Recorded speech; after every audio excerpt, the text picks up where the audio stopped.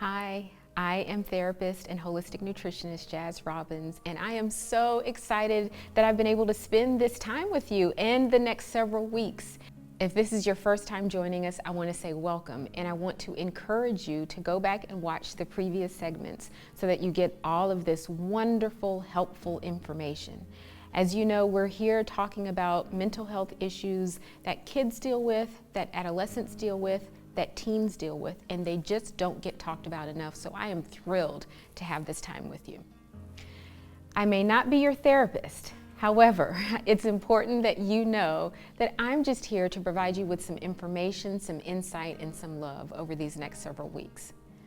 So, as you know, Graye Gaustad has released new music. The album is titled Black Box, and this week, the song that has been released is Supersonic. This song tackles addiction and peer pressure. My favorite lyric is, "I can't help but fall for disaster." When I think about that lyric, it just reminds me of the times when I've been so not myself that I've been easily swayed to the left, to the right, to up, to down, to all over except for my center. This week, I want to talk to you about peer pressure and addiction. Peer pressure, 3 syllables, but they're so heavy and they're so weighted. Peer pressure is often depicted as, do you want to try this cigarette? Do you want to vape? I've got some vodka. Have you ever done coke? All we need to do is cuddle. We don't need to do anything else. Sure, that's peer pressure, absolutely. But peer pressure is much, much, much bigger than that. It comes in so many shapes and sizes, and if you're not careful, you may miss it when it comes knocking at your door. Peer pressure can be feeling pressured to dress a certain way, to do your hair a certain way, to join a certain club, to hang out with a certain group, to go places that you typically wouldn't want to go to parties that you're not comfortable attending. Peer pressure is sticky, it's uncomfortable, it doesn't feel good even in the moment. And I feel like I have to say this. Sometimes you find yourself right at that fork in the road where you're being nudged to go left. You, in your heart of hearts, want to go right.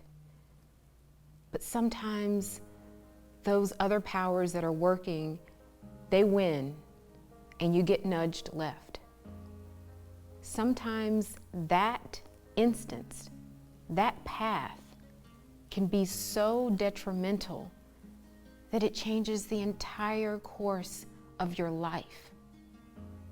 And I don't say that to be frightening or to scare you, because some of you may well know exactly what I'm talking about and you're working through that change right now. Nothing is ever so awful that you can't get yourself out of it, but sometimes those left turns change the course of your life forever. So I want you to be careful, be really, really, really careful when you're at that fork in the road.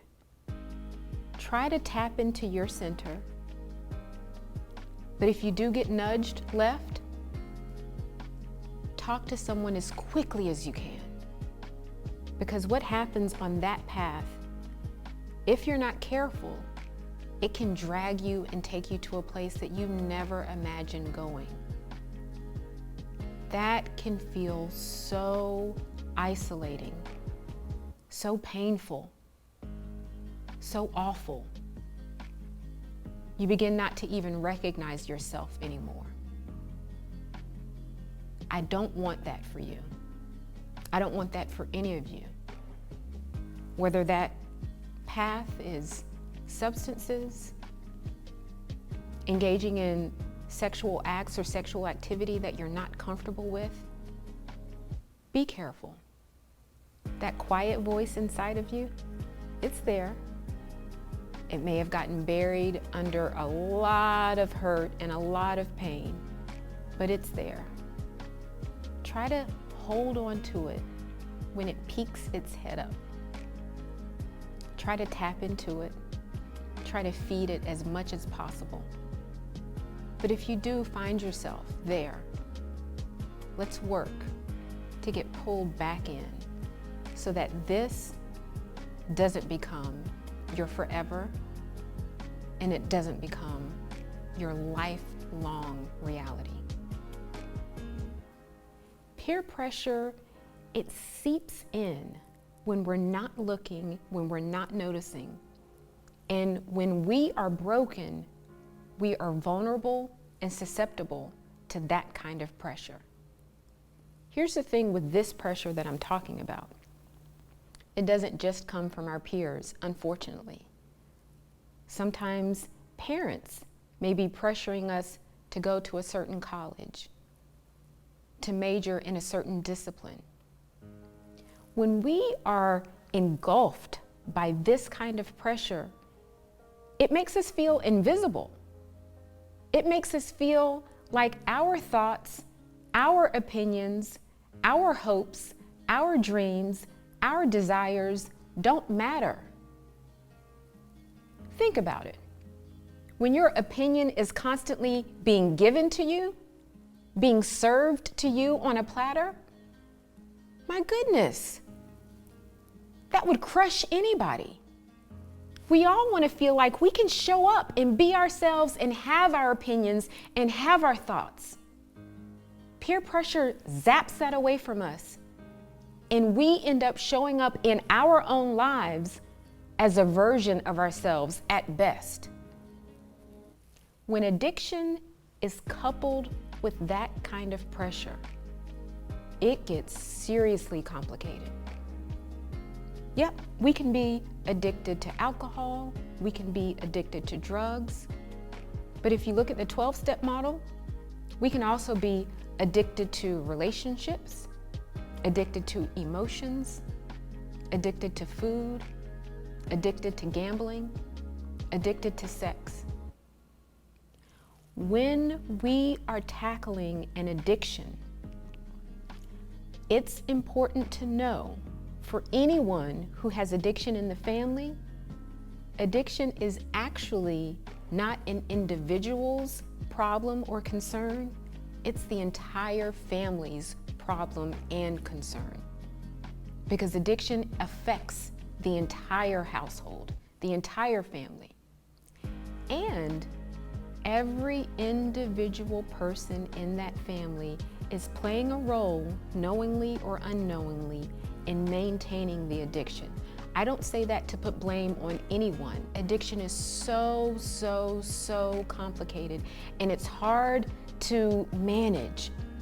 It's hard to make sense of for the person individually who's addicted to the thing, and for the loved ones who are watching on and just praying that their loved one can emerge from this addictive place. If you feel like you're trapped by pressure, by peer pressure, to do things that you know in your heart of hearts are outside of your true center, of your true being, if you feel like you're struggling with addiction of any kind, I don't want you to suffer in silence. I want you to take the first step and talk to someone that you know, someone that you trust, someone that you believe will truly listen and understand. If you don't have that someone in your life, reach out to Teen Line. It's a hotline that's for teens, run by teens. It's the very hotline that I worked at when I was in high school. The folks answering the calls are incredibly trained.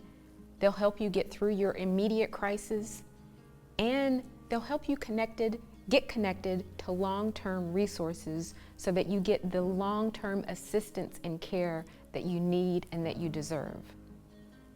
Even if you just do it for me because you can't imagine doing it for yourself at the moment, do it for me and reach out, because I don't want you to suffer in silence.